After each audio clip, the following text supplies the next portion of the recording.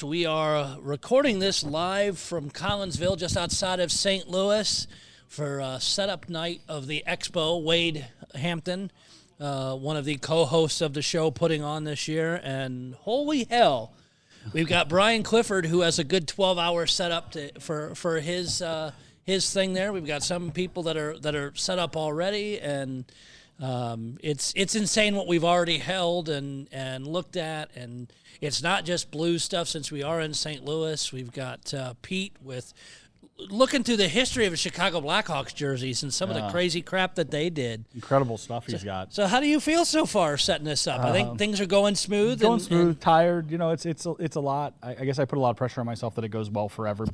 I put a lot of pressure that it goes well for myself. It's already for going everybody well. in the show. For me, it's one of those things. It's like, hey, I put it together. I want everybody to have their goals accomplished. But it's great to see friends. You know, Dan Day in town from Virginia. You know, Pete came in from Chicago. Milt Byron here. You know, we got some great guys. The guys from Heritage just came in from Texas. Just fortunate to have established some relationships that allow us to put this together.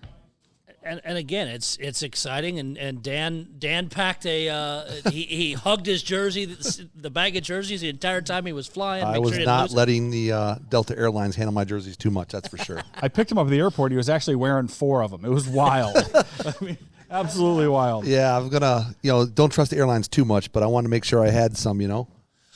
And the guys have lost him before. They've traveling overseas. I think it was it Paul or somebody else said that they had a bag disappear for a bit, and then they got it and everything was fine. But that's, I mean that's a rough investment. When you fly, you can only bring so much. You don't want to overdo it. Different when you drive. You can pack your car full of shit. I did the same thing when I went to the Nova last year. This past March. This past March.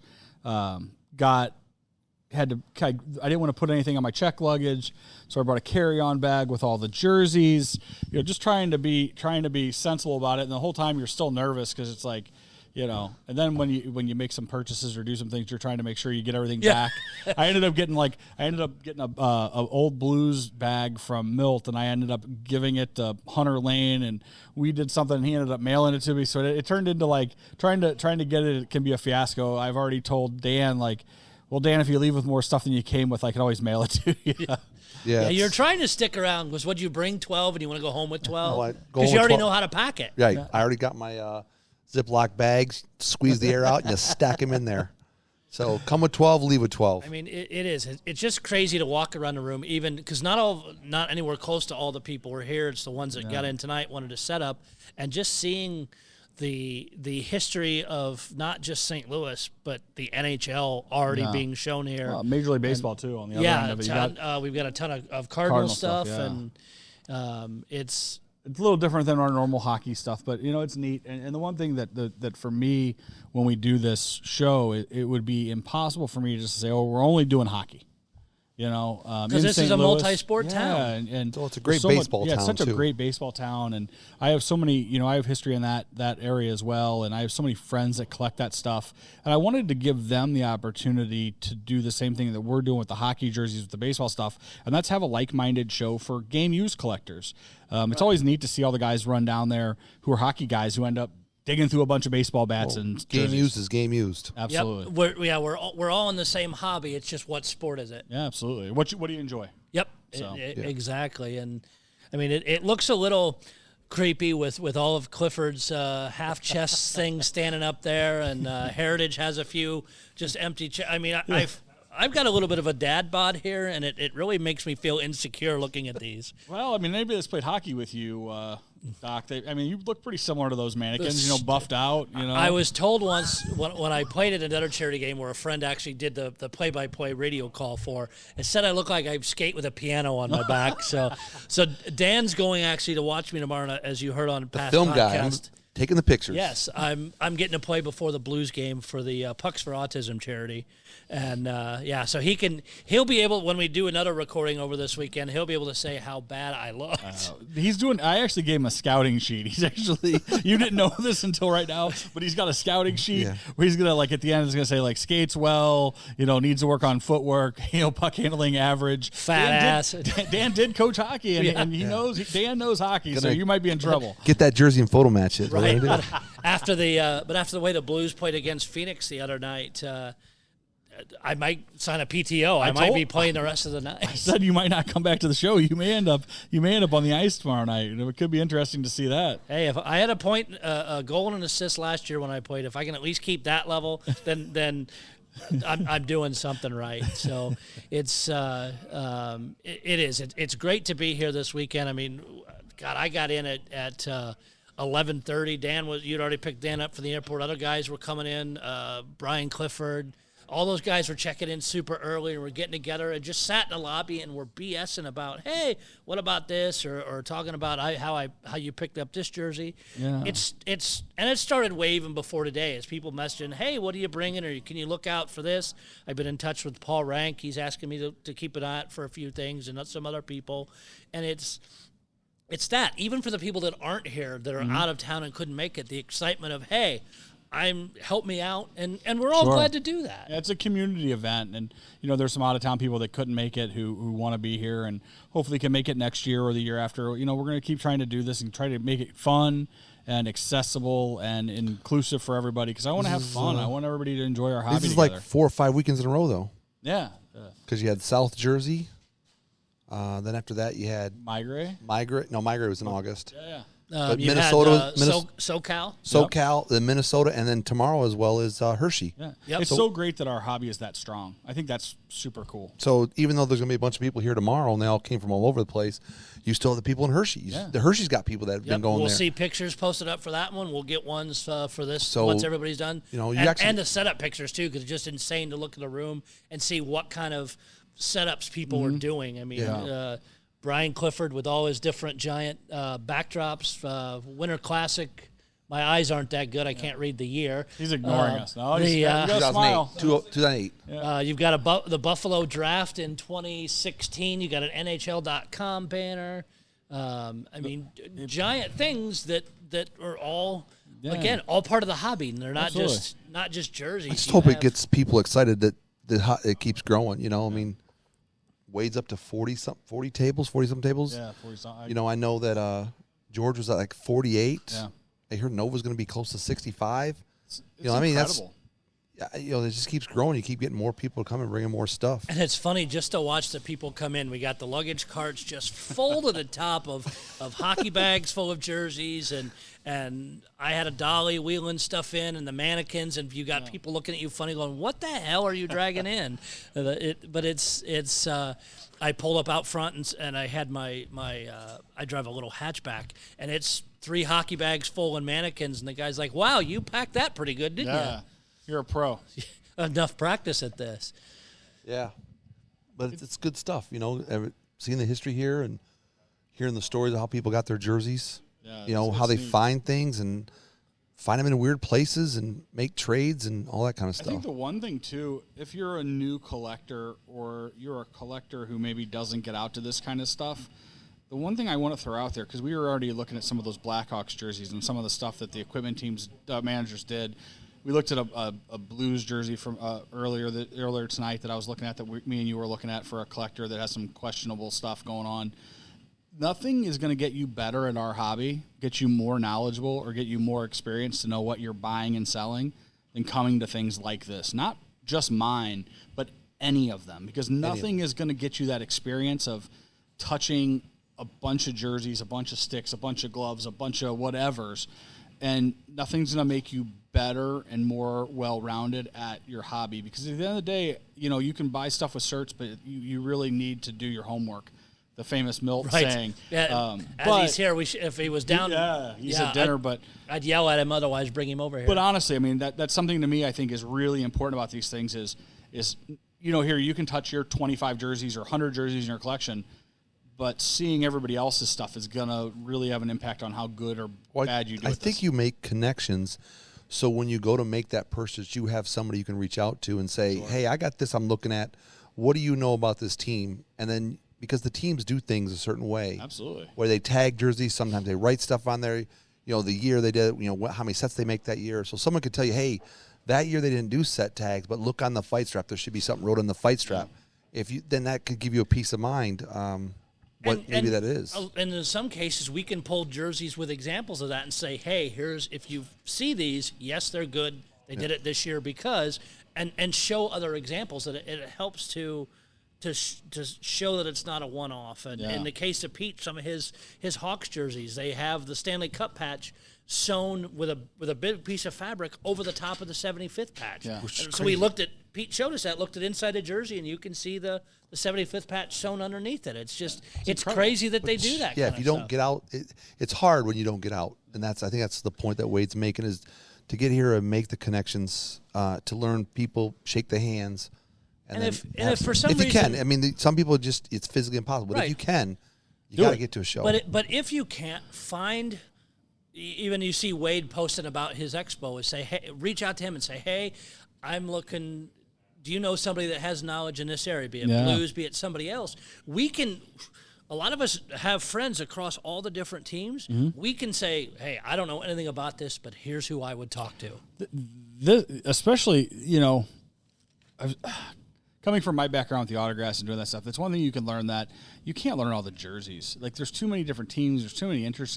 There's so much. And to be well-rounded at this and learn all the teams and all the ins and outs of all the equipment guys is really, really difficult. And that's where, like what Dan's saying and what you're saying is so important, is having that network of relationships that are going to allow you to call a guy like Dan Day on a jersey that, a Nashville jersey that he collects, or a Carolina jersey, or, reaching out to a guy like Pete on a Chicago jersey.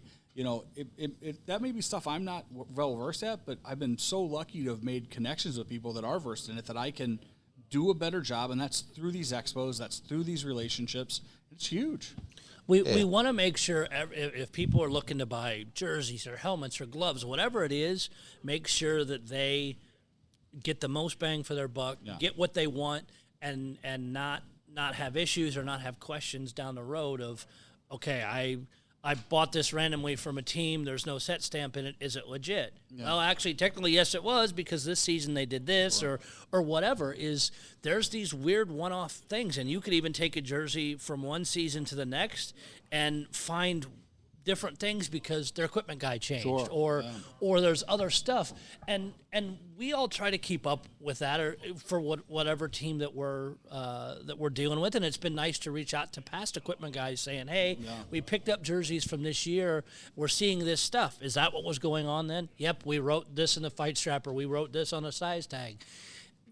Use those resources, because the other side of this, and Dan and I talked about it a little bit, is once you get those answers, document it somewhere. Even if, hey, I talked to this equipment guy from this year jersey, and they said they did this kind of stuff. So if you ever go to sell it, that stuff, that knowledge can be passed along and not forgotten. I build spreadsheets on some of my stuff at home. We've talked about it. I'm not good at it as you are. Yeah, but I do. I need to help you out with some of that. I do keep a little bit. I keep notes. I have like a note thing in my thing, and when I figure out something about a particular year, like the Eric Johnson stuff we were dealing with from Ringside earlier this year, I actually have a little note thing, and I keep little notes in a file of, like, hey, just in case, so I don't forget that stuff, so that that knowledge stays with all of us. Because that way, when Dan reaches out to me about one of those, I can be like, yeah, we've seen that. This is what it is. And you can't photo match every jersey. That's even as much as we want to. So we need notes. We need notes of things that teams did or that the player did. If the players cut out the fight strap, or they shortened the fight strap, or they put laces in the front.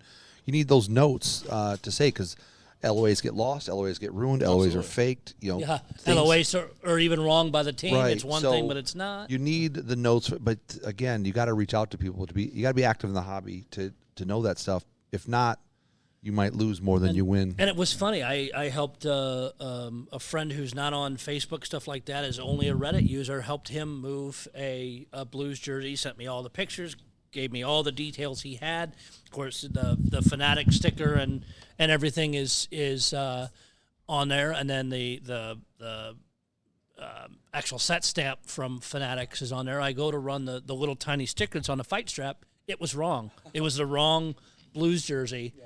But then I ran the actual one on the fight strap. It was correct. Yeah. So it's just those little things. So if somebody just then looks at that Fanatic flag going, well, this is the wrong jersey, say, hey, here's what happened. And I told the seller that, I'm like, hey, FYI, I happened to run that just because I wanted to make sure the description was correct.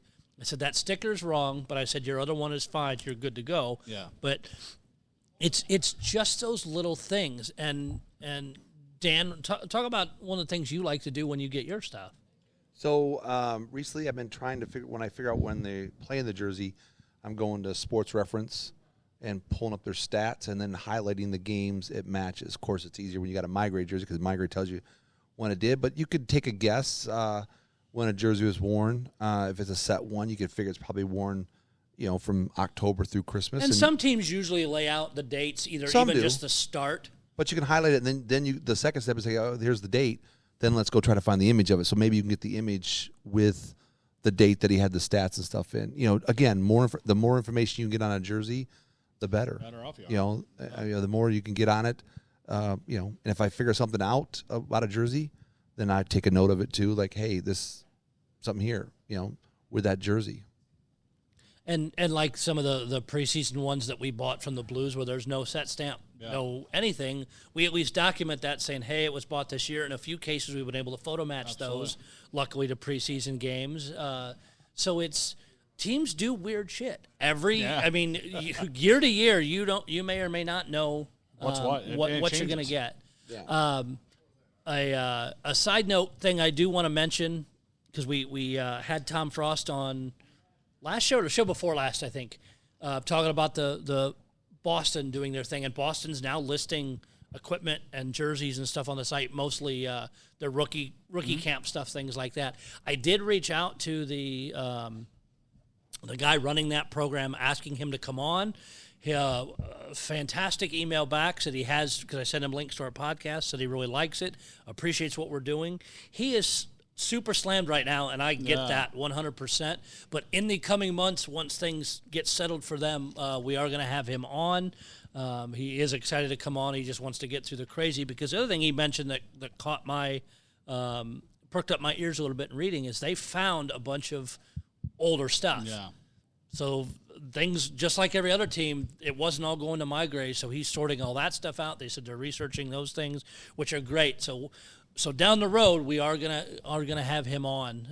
So Boston fans are probably going crazy for that news. Yeah, and in the Boston groups online, of course, I follow every team's page, and a lot of good information. Thanks again to Tom Frost. He's staying on top of that and is putting stuff on the Game Worn Boston page. Yeah. And I've seen gloves and helmets and pants and jerseys and I think even a handful of pucks out there. So I mean, it's.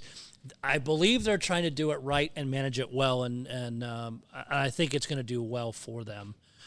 We'll see. Yeah. Tell you what, why don't we grab a few other people if they want to come on? Hey, Clifford, why don't you come over here for a second? We can give him that one. I want you guys talking too. We'll grab this wonderful mic in the middle here. So you're 20% through the setup at the moment? Maybe? It's painful. It's painful watching, folks. It's painful. Maybe. Folks, it's painful. But here, it's the most impressive. I mean, the setup. It will be impressive, but I kind of feel bad for him. Yeah, we've been sitting here watching him. and you come in a pickup truck full to the brim with all that. I'm almost expected a U-Haul trailer behind it with all this. So what's some of the biggest pieces you were excited to bring? Oh, I like to collect Vegas Golden Knights. I like the Sabres. I grew up in Buffalo, and unfortunately, I guess my collection is kind of all over the place because I see something new that I like, and then kind of like squirrel, just have to jump over there. Change my mind, but I like a lot of the alternate jerseys, and I like certain players. So when they change teams, then I kind of follow the player to a different team. So then I end up collecting more than one team of the same player. And see that, and that's one of the things. God, how many years ago has it been? Probably 5 or 6, and you know this story when talking about following players. With you've heard both of us have rambled, at least me more, about Mike McKenna and traveled around, and we got hooked up talking to Dallas's Game Worn program because they only sold the arena. I'm like, you don't understand.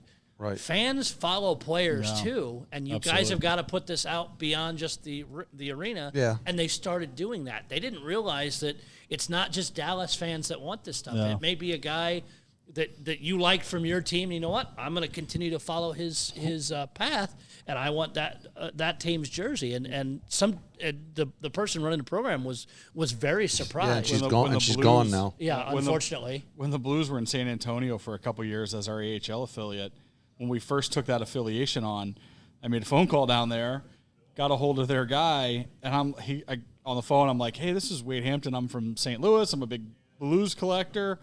And he was kind of like, why are you calling? I'm like, well, you're our affiliate. I want jerseys. and at first, same kind of thing. They always did all their stuff in-house. They ended up doing a Give Smart thing, and that was kind of at our suggestion, me and a few other people's. But it was kind of funny because, like you're saying, like he kind of was just like, well, we sell them in-house because we didn't know anybody want them. Like, well, I said, with Blues fans, we're going to want them. Welcome to the internet age. But it's all over the place like that. I had the same conversation with the Admirals, and I'm like, Yeah. they're like, well, we do a jersey raffle. I'm like, yeah, big deal. Yeah. I was like, there's people that want these. The player, the player goes down. I mean, this year the Admiral, I just saw their final roster. They got Ian White. Yeah. Ian White's been around for a long time. Or if do a jersey raffle, do it online. The Springfield Thunderbirds We're starting to do that now. Right. Springfield, I've actually gotten lucky. I have a really good friend who helps me out with Springfield. He lives up there. I am able to send him, whatever, and he gets me into auctions, and I've been very fortunate with that. So thank you to my remaining nameless friend. So Cliff, looking at some of your stuff, you've got frickin' helmets on rotating stands for crying out loud. Well, I'll tell you what, when I used to coach high school hockey, one of the biggest things that I always enjoyed was doing setups with the kids' pictures and jerseys and all of that. So I enjoyed that. I enjoyed coaching. Of course, I enjoyed playing. But now, I guess the biggest part for me is to come and meet all my new friends and meet new people. And this is fun for me to do this. And so it is a lot of work. It's a labor of love. For a couple days, but it's a lot of fun. I really enjoy it, and I enjoy meeting all the people and the wonderful friends I've made over the years. I said that's really the biggest part of this for me, and I'm just very fortunate to be able to travel and to do this. And for anybody that doesn't know, you were drafted by the Penguins? Yeah. What year was that? 1991. And then you played how many different? I know you were in East Coast. Where else did you play? Or I played one game with the Kalamazoo K-Wings, and then I played in the East Coast League with Toledo Storm and the Peoria Rivermen.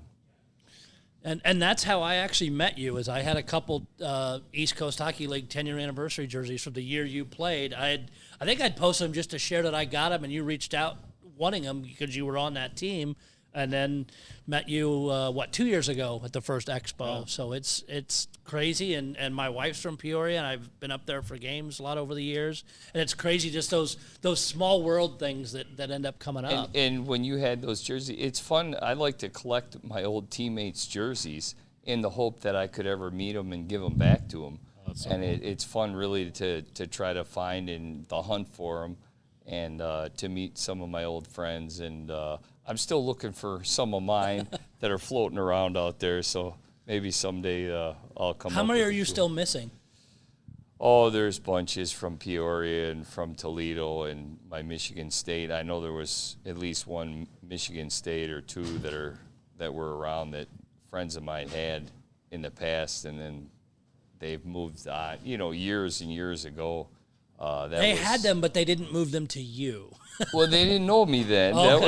That was 30 years ago, and but I've met a few people that said they actually had them in their spreadsheet. They actually showed me and said I had your jersey, wow.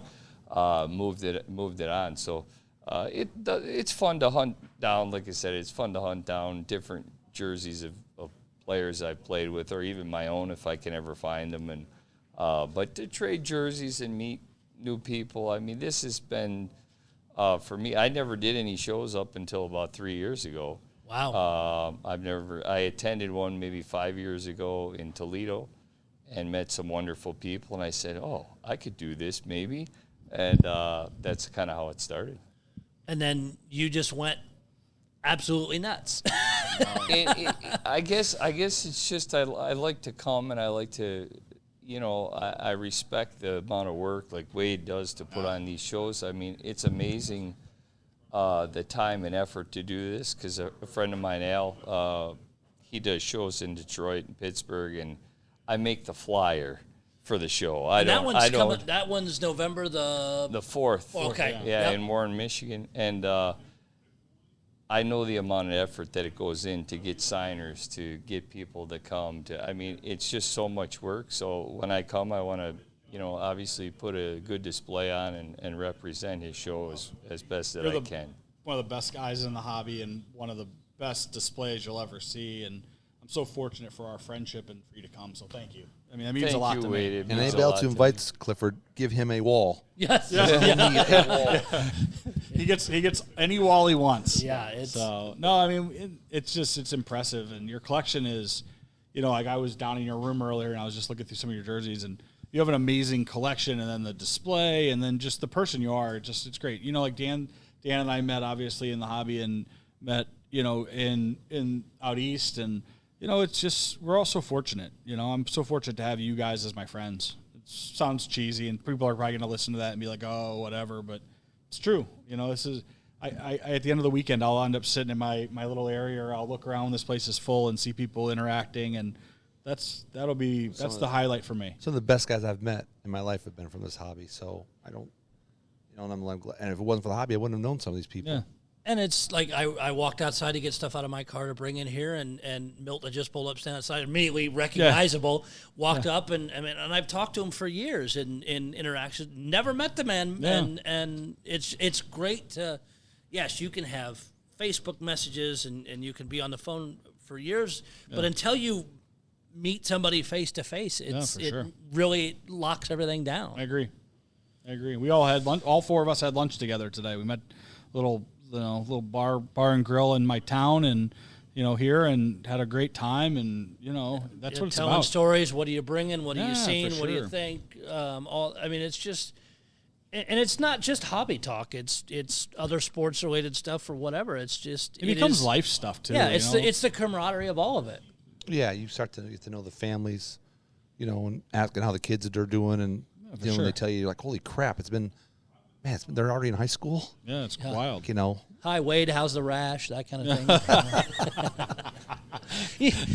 But we've just had so much fun, because even as people are setting up and one gets done walking around, hey, do you need help moving this or setting this up? Yeah. It's not just my stuff's done, I'm going to sit on my ass now. If somebody needs help, we'll get them or do whatever we need to do. And again, it's even if you're in an area that doesn't have one, or you don't, and you can't get out to one, if you've got 5 or 6 collectors nearby, start your own. Doesn't have to be 40 tables or 50 tables. It could be 5. The first year I did this, and we call it the third. There's actually a fourth.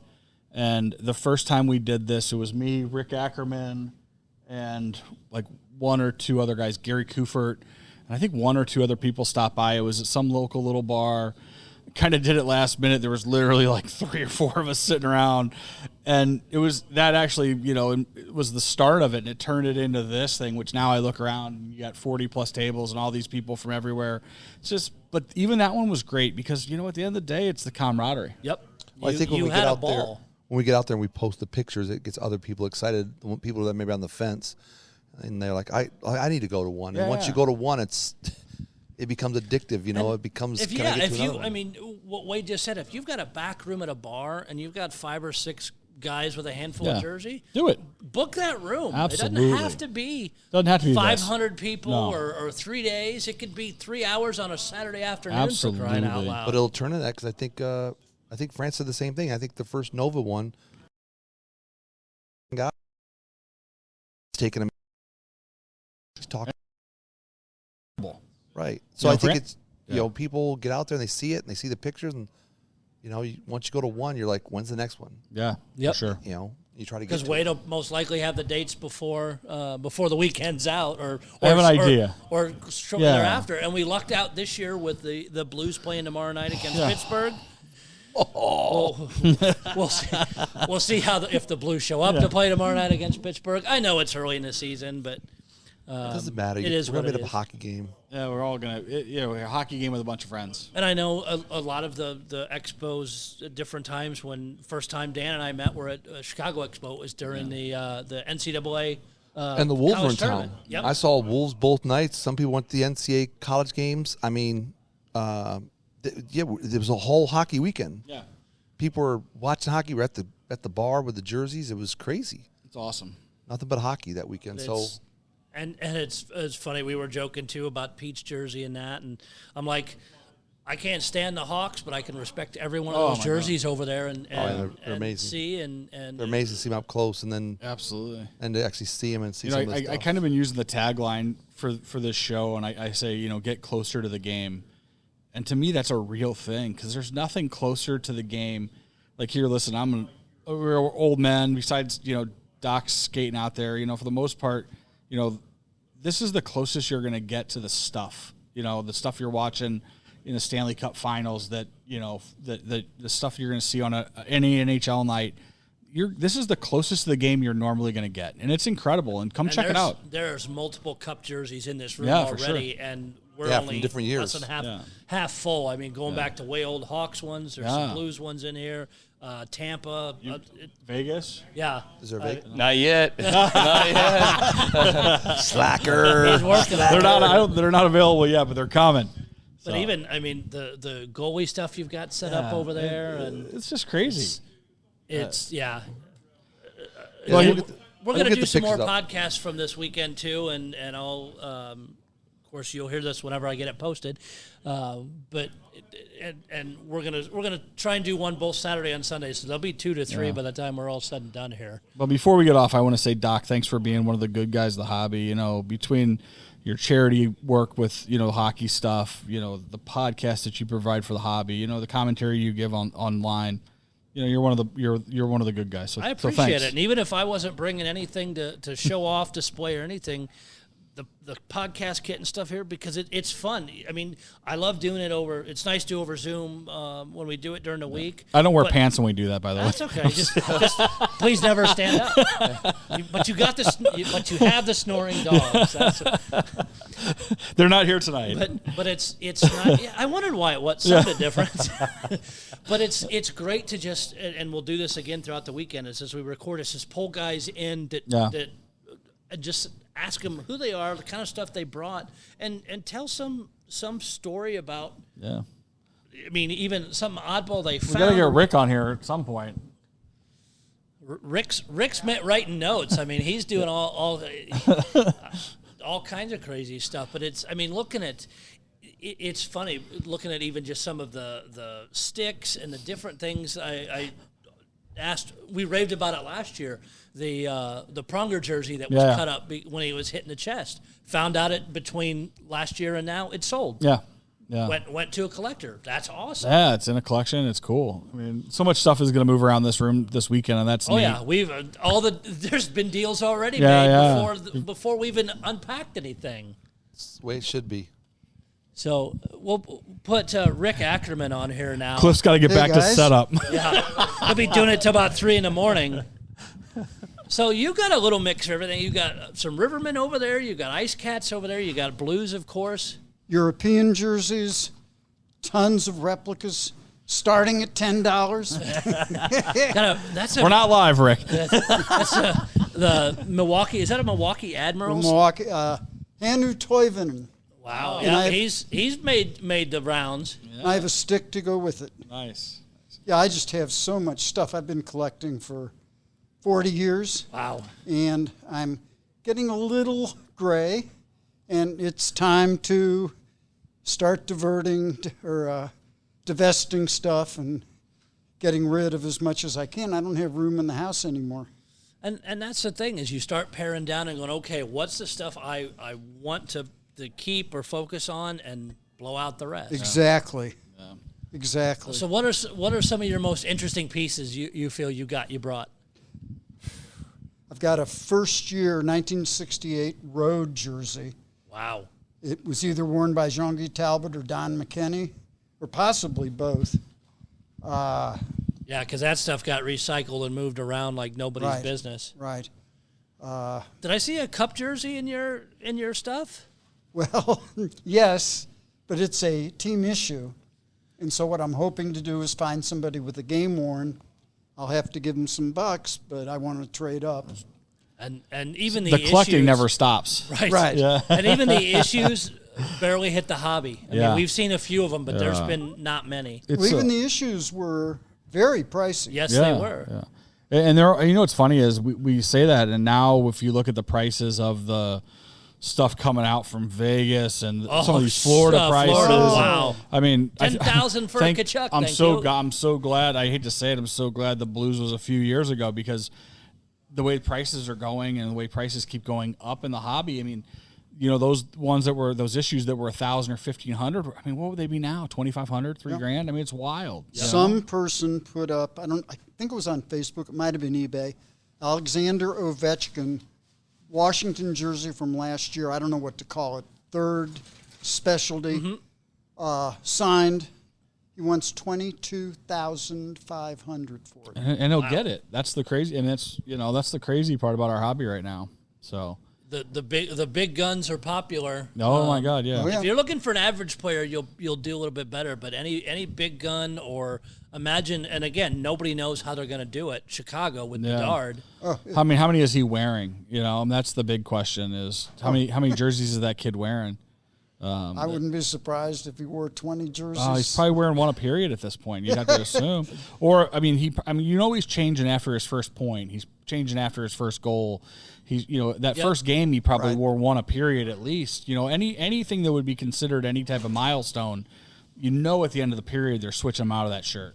Now the tradition is that a rookie gets to keep his first game-worn jersey, but I imagine that one will go to the Hockey Hall of Fame. I don't know if he's going to get to keep that one, but he probably wore more than one that night. Yeah, you'd assume, his first period one's probably his, and then the Yeah, second or he got to keep the warm up or something. He got an assist his first game, and then I think he scored a goal in his second goal game. in the Yeah, second. so I mean, off topic from game worn, you know, if anybody guys collect cards, I don't know if you guys saw this.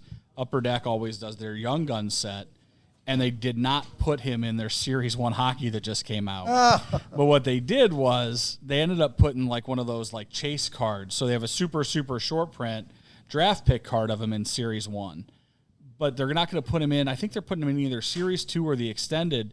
But if you're a hockey card collector, to get, like if you're a dealer, to even get boxes or cases of the second series, you had to buy so much of the Series 1 without him in it to even qualify to get boxes of the next one. It's pretty wild. I know we're running long on time. But it's it's funny with that, because it's a completely off topic, even away from anything to do with sports. Is that's how a lot of bourbon works. Yeah. Is you want the high end bourbons, you've got to buy a bunch of lower end stuff and sell it before we even give you. So it's spreading in different spots. It's all about the Benjamins. Yeah. Yep. No matter what it is. So. Again, the great first night, and over the next couple podcasts, all covering the Expo, we're going to interview a lot of different people, cover a lot of different topics, and get the state of the hobby from the guys in this room, what they're seeing, what their thoughts are, and just highlight some of the stuff that they've brought. So even post show, because most of these are probably or be posted by then that way. You can reach out to that person. Yeah, absolutely. We'll have them give their name and stuff. And if you hear them mention a jersey they had, then reach out to them. They may not have sold it. Absolutely. So nice quick podcast for this the opening of the Expo. And like I said, we'll touch on a whole lot more people. It's fun. I feel like I'm back in full radio with running this in a room. People walking by and looking in like, what the hell are they recording? Do you got where's the buttons? You got the. You can't. Unfortunately, you can't hear them. I only hear them in my headset. But I've got the horn. I've got some other stuff. I want some horn. I want some horn this weekend. Yeah. There. You're not. Yeah. And as Dan says when he's down there, how am I going to hear you? Yeah. I'm like, Dan, you have ears. The only reason I have them on is so I can turn the volume of your guys' microphones. Well, thank you for having me. This is exciting. Thank you for coming on. And it's a fun weekend. And if you have any inkling of going to one or starting your own, reach out. Or if you have a question, do it. Hope you enjoyed this one. One in the books. There'll be a couple more Expo ones before we're all done this weekend, and we'll see you soon.